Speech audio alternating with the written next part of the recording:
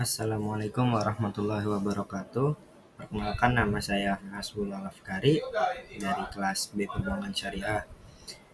Ingin membawakan tugas UAS dari matkul Matematika Ekonomi. Dosennya Pak Mahfud Asyari. Di sini saya akan membawakan materi tentang konsep matriks.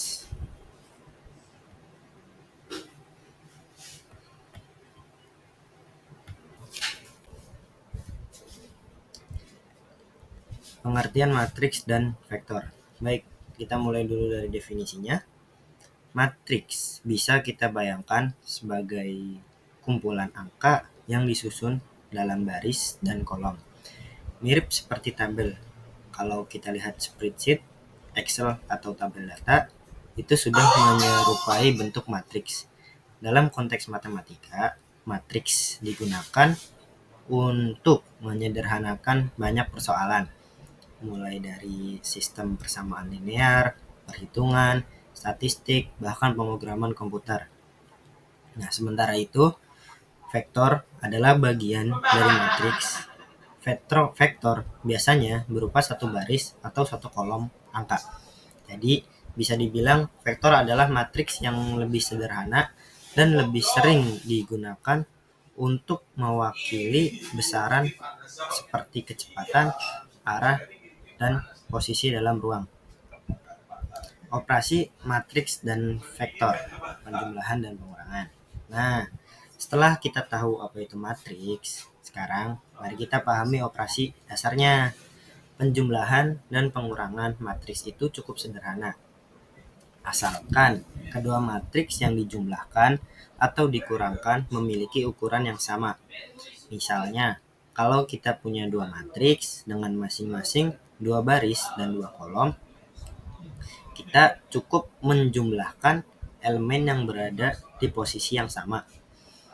Ini seperti kita menjumlahkan dua buah tabel data sel demi sel.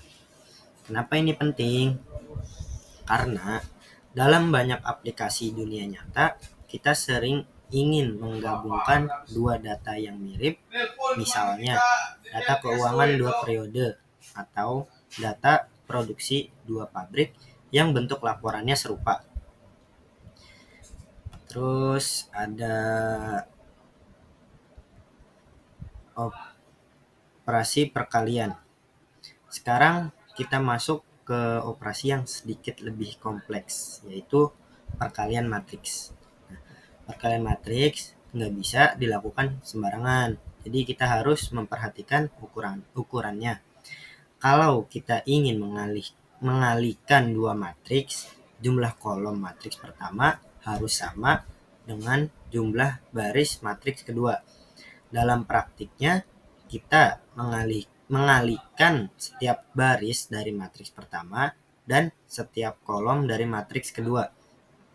Proses ini disebut sistem lajur baris dan kolom. Ini sangat penting digunakan dalam sistem persamaan linear, contohnya untuk menghitung distribusi modal, sumber daya, atau bahkan dalam pemrograman komputer untuk mengolah gambar dan data.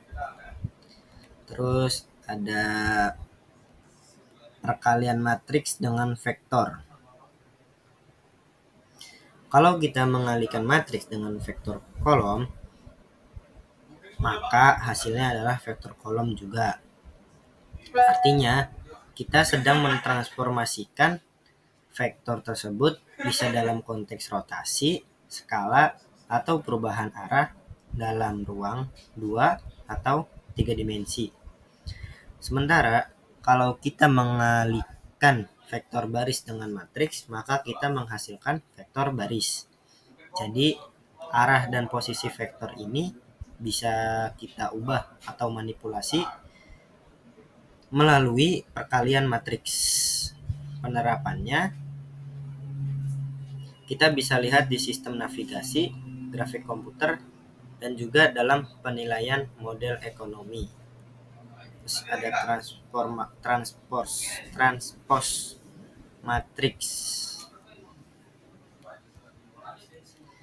transpose matriks. Selanjutnya adalah operasi transpose. Transpose adalah proses membalik baris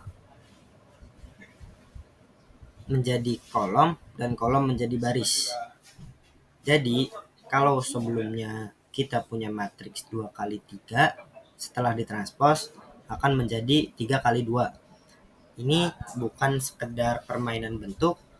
Transpose ini sangat penting dalam beberapa metode perhitungan, termasuk dalam statistika, pembentukan matriks simetris, dan algoritma machine learning.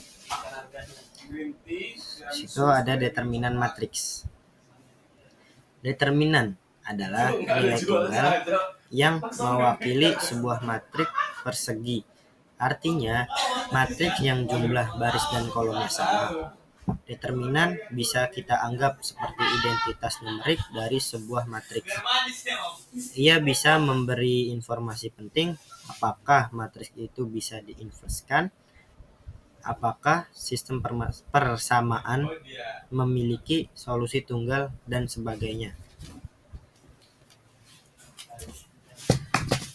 Ada beberapa cara untuk menghitung determinan, seperti metode perkalian silang dan metode faktorisasi. Kita tidak akan masuk terlalu dalam ke rumusnya di sini, tapi yang perlu dipahami adalah bahwa determinan itu seperti kunci untuk membuka informasi yang tersembunyi dalam sebuah matriks.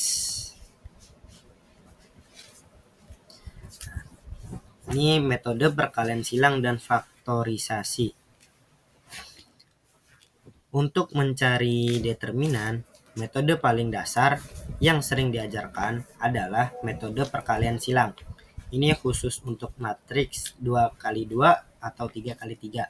Kalau kita naik ke ukuran lebih besar, kita bisa gunakan faktorisasi yang lebih efisien.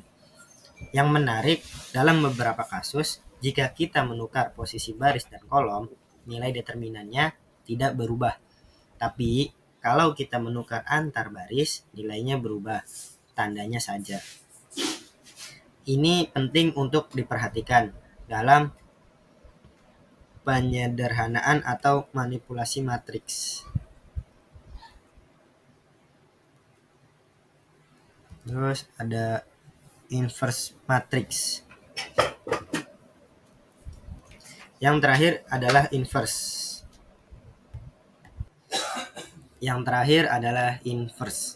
Inverse matrix itu mirip seperti kebalikan dari sebuah angka. Kalau angka punya inverse 1 per X, maka matriks juga punya inverse-nya sendiri. Matriks yang punya inverse disebut matriks invertible. Fungsinya banyak sekali, terutama dalam penyelesaian sistem persamaan linear. Kalau kita punya sistem AX sama dengan B, maka kita bisa mencari solusi X dengan cara mengalihkan inverse dari A ke kedua sisi. Dalam aplikasi nyata, inverse digunakan di dunia perbankan, kriptografi, sampai algoritma kecerdasan buatan. Nah, itu tadi sekilas tentang konsep dasar matriks. Jadi intinya matriks adalah alat bantu matematis yang sangat kuat. Kalau kita bisa menguasainya, banyak sekali cabang ilmu dan aplikasi nyata yang bisa kita pahami dan selesaikan dengan lebih mudah. Terima kasih. Sekian dari saya. Wassalamualaikum warahmatullahi wabarakatuh.